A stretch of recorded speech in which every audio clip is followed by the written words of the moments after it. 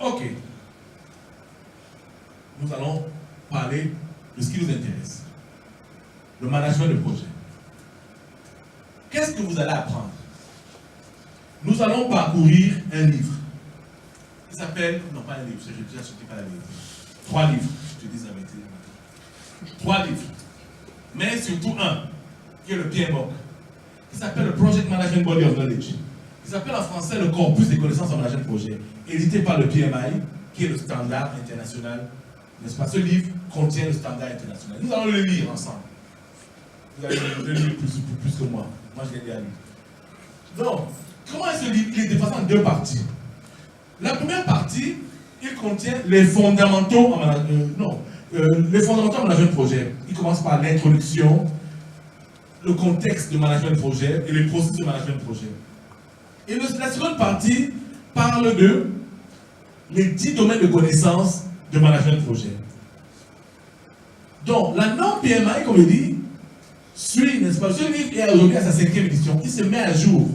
Le PMI met le livre à jour. Donc, si, et malchance pour vous, la 6e édition sort en 2018.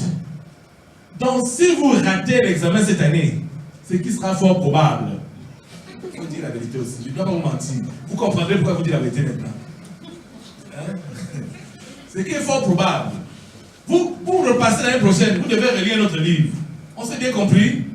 Donc, il faut tirer une fois et ça marche. On a bien compris? Soyez sérieux. Donc, ce livre a l'introduction.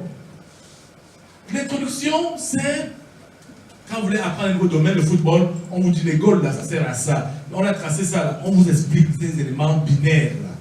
C'est ce qu'il va faire. Ensuite, il va parler de l'influence et de l'organisation et cycle de vie de projet. L'idée, c'est faire un projet à Insa Technologies n'est pas la même chose que faire un projet à Orange, ou n'est pas la même chose que faire un projet à MTN. Pourquoi? Parce que l'entreprise influence le projet. Faire un projet à Abidjan n'est pas la même chose que faire un projet à Lagos. Pourquoi? Le pays influence le projet. Faire un projet en Afrique n'est pas la même chose que faire un projet en Asie. La culture influence le projet. On va parler donc des influences de l'organisation et voir comment est-ce que malgré que vous soyez en Asie, en Afrique, à NCA ou à Orange, vous pouvez toujours vous en sortir. On se comprend?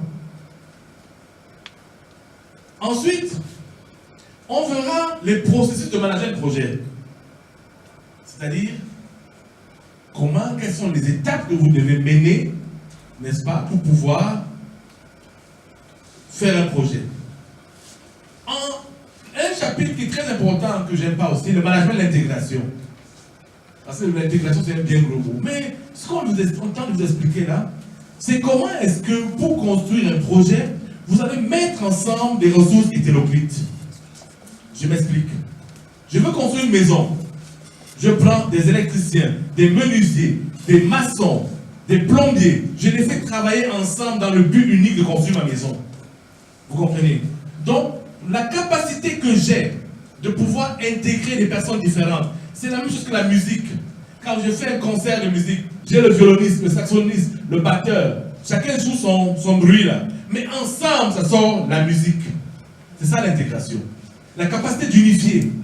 La capacité de mettre ensemble des ressources hétéroclites pour créer un produit homogène. On se comprend? Ensuite, le management du contenu du projet. On va apprendre qu'il y a le contenu du projet et le contenu du produit. Parce que, quelles sont les activités que je dois faire pour réaliser cette maison-là? Mais également, quelles sont les caractéristiques de cette maison-là? On va faire la différence entre ces deux choses. Ensuite, on a le management des délais. Il faut produire dans un délai bien précis. Si je vous demande un truc en 6 mois, vous n'allez pas me le livrer en 9 mois. D'accord? On va vous apprendre des outils et techniques pour pouvoir respecter les délais, au moins de maîtriser les délais et de savoir communiquer sur les délais.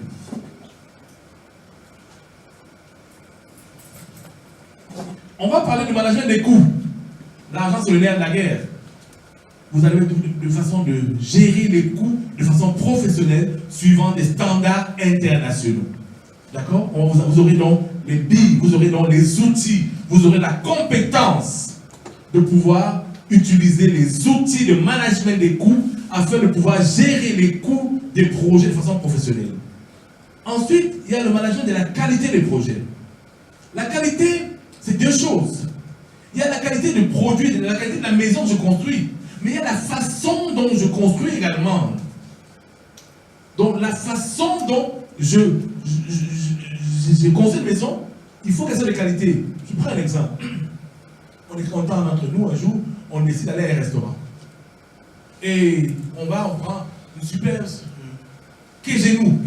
Vous voyez que mes exemples sont patents, vous comprenez pourquoi non. Beaucoup d'exemples de nourriture. Donc le Kégenou, le poulet, on prend un bon Kégenou de poulet, n'est-ce pas? Ensuite, je me lève et quelqu'un se lève, il passe par la cuisine et il voit une souris sortir de la marmite de Kégenou là.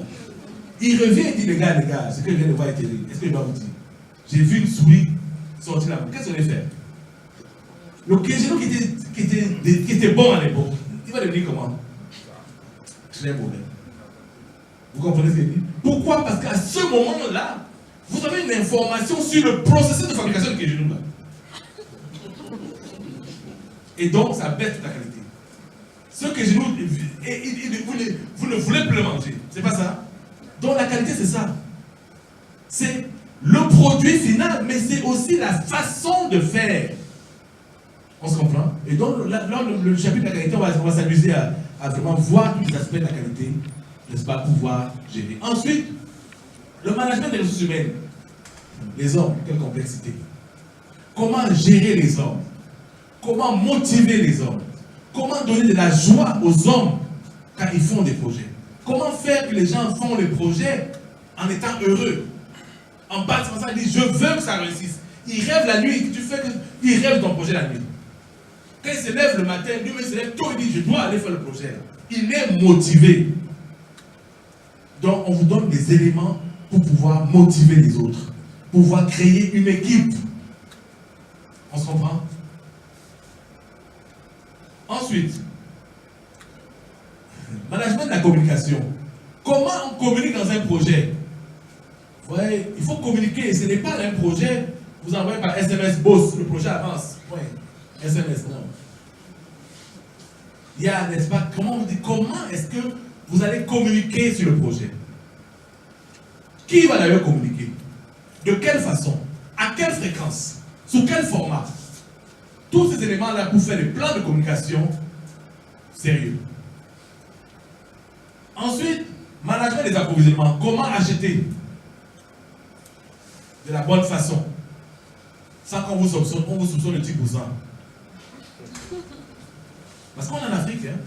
Un jour, un auditeur m'a dit, tu sais, comme tu es en Afrique là, c'est bien chaud, tu sais, vois ta tête là, je te soupçonne de 10%. Cash. C'est moi la tête, je dis, c'est pas normal. Il dit, ta tête seulement c'est 10%. On se comprend. Donc il faut pouvoir monter par patte blanche, par votre professionnalisme. Ce qui est bien dans le professionnalisme, ce n'est pas une affaire de peau. J'ai un ami avec qui j'ai grandi dans mon quartier difficile.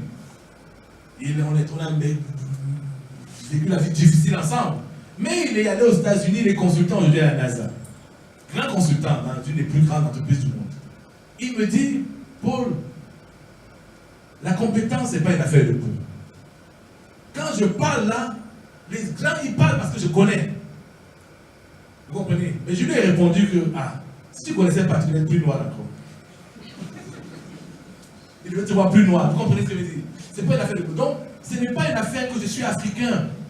Que pas, vous pouvez vous libérer par la compétence. On se comprend?